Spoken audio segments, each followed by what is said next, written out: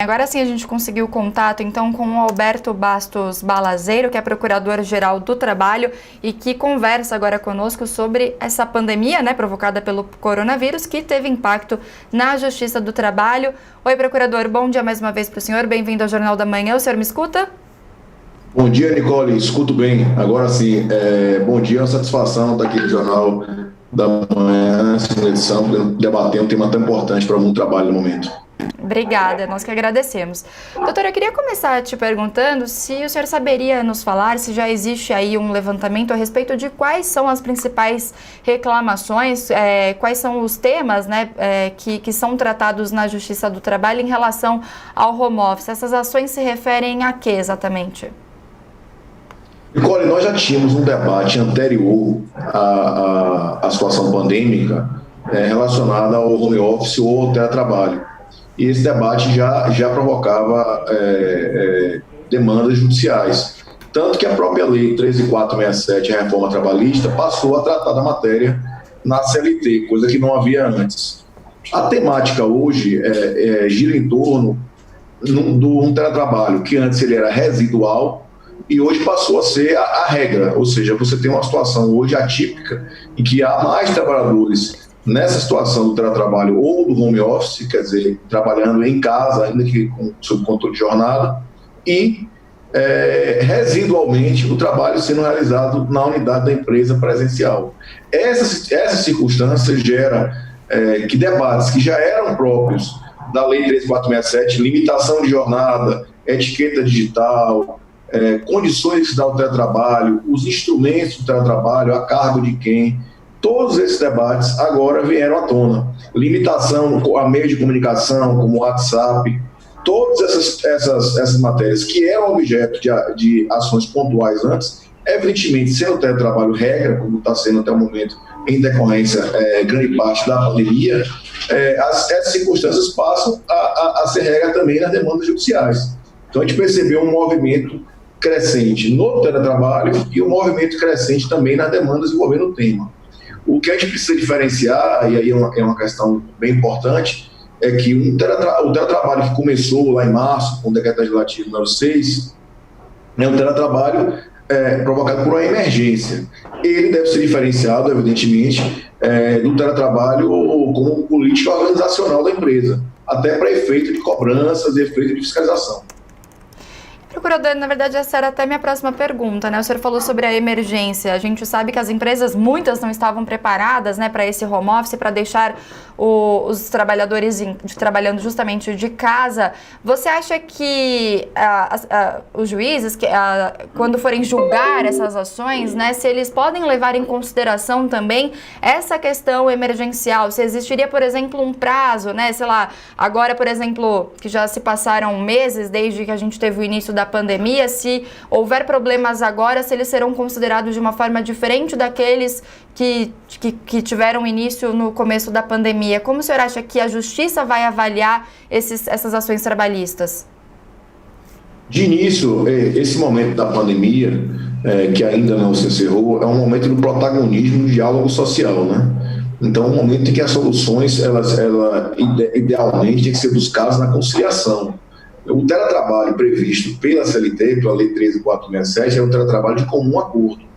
E, evidentemente, com a pandemia, a própria MP 927, que não teve sua vigência confirmada pelo Congresso Nacional posteriormente, ela não se transformou em lei, ela previa o teletrabalho lateral, reconhecendo essa dificuldade do momento da pandemia. A questão é que a diferença, que eu acho que aí exige uma ponderação de magistrados, procuradores e nós todos, compreender que no momento inicial você tinha um teletrabalho em que todos foram compelidos. Então você poderia excepcionar algumas matérias. Na medida que o teletrabalho se transforma em regra, em política organizacional, aqui você tem que adentrar a fiscalização mais rígida de temas essenciais, como, por exemplo, a ergonomia, forma como se dá a organização do trabalho. Não é só a ergonomia da postura de sentar, da postura do computador, da postura do teclado. É uma ergonomia também do como se dá o trabalho. Como é que é feita a dinâmica do trabalho?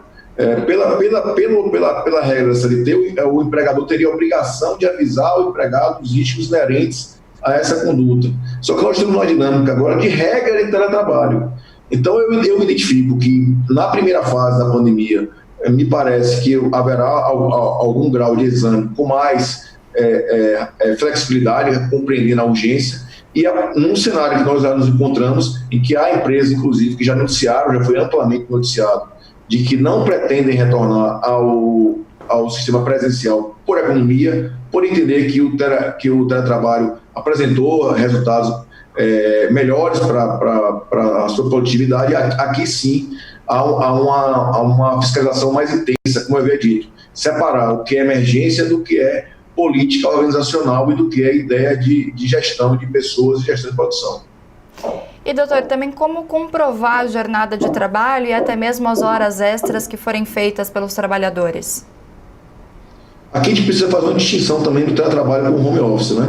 Às vezes a gente tem instrumentos modernos que, na verdade, são roupagens de tecnologia do momento, daquela circunstância vivida na hora.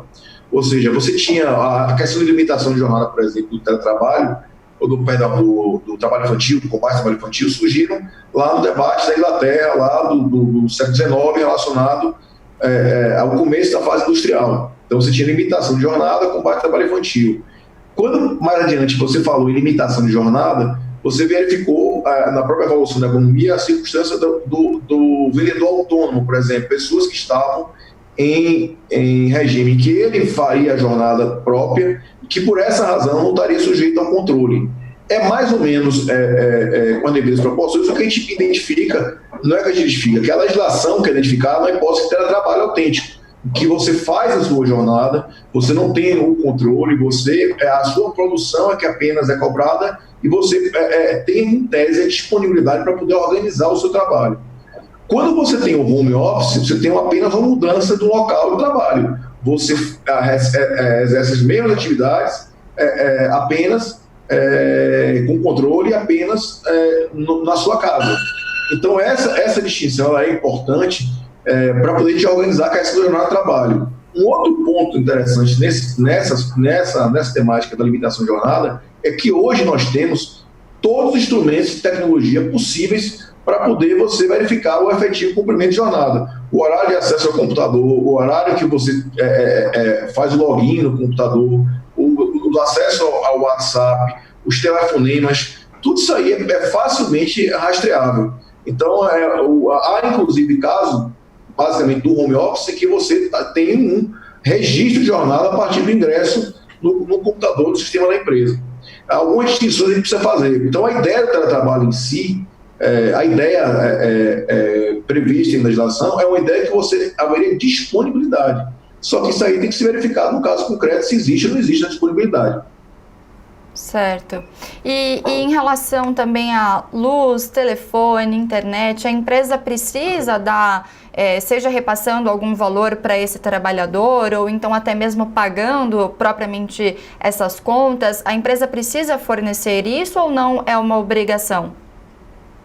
Mais uma vez a gente cai naquela distinção que foi feita inicialmente. Evidentemente, naquele primeiro momento da pandemia, você tinha uma circunstância que ninguém teria um planejamento apto a ter o número de computadores, o número de equipamentos suficientes, salvo empresas que mantiveram atividade regular, como empresas de telemarketing e outras congêneres, para ter os equipamentos aptos de início já colocar todos com os equipamentos em teletrabalho.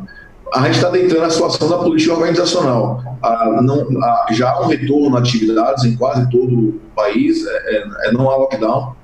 E nesse cenário a gente volta para o aspecto da CLT. A Lei 13467 previu que o contrato de trabalho, de teletrabalho, ou seja, você teria um instrumento que regularia todas as hipóteses de teletrabalho. Você, para poder implementar o teletrabalho, você teria as condições dele. E dentre essas condições tem o aspecto do arcar com os equipamentos de tecnologia.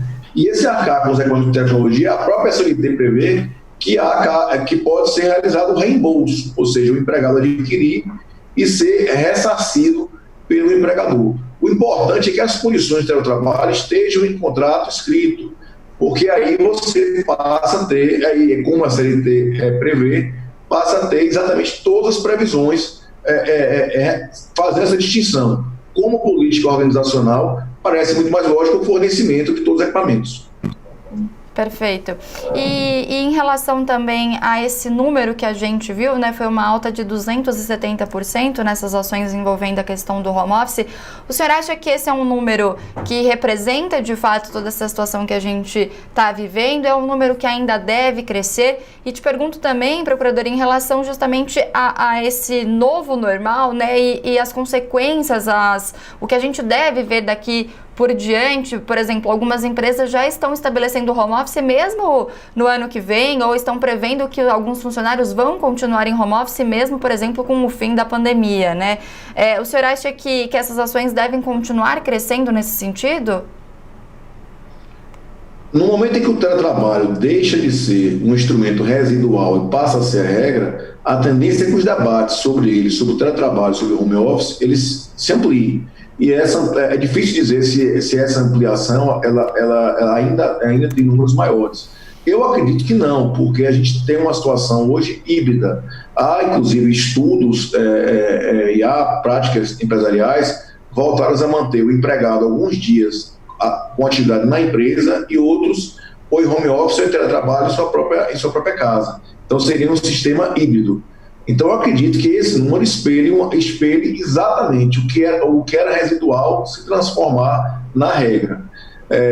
Quando a empresa adota o teletrabalho como regra, mesmo fora do cenário pandêmico, aqui nós temos que ter exigências muito mais complexas, que é o que eu havia aludido. A gente vai ter que trabalhar com códigos de ética, com ética digital, com etiqueta digital, horários de contato, respeito à privacidade. Nós todos falamos em teletrabalho, home office, e às vezes a visualização da casa da gente atrás, do que atrás. Então há um máximo da internet, a preservação da intimidade das pessoas.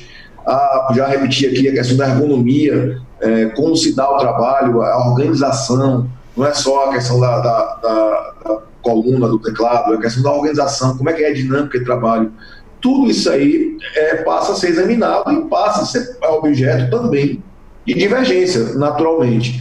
Por isso que eu tenho reforçado que nesse momento de pandemia, a gente poder reafirmar os canais de conciliação de empregados e empregadores é muito importante, até para evitar acréscimo de ações judiciais e demandas que prejudiquem a pacificação das eleições num momento tão complexo. Claro que a gente tem um norte protetivo, mas dentro desse norte protetivo a gente poder estimular a conciliação e a composição, também é o tema do trabalho.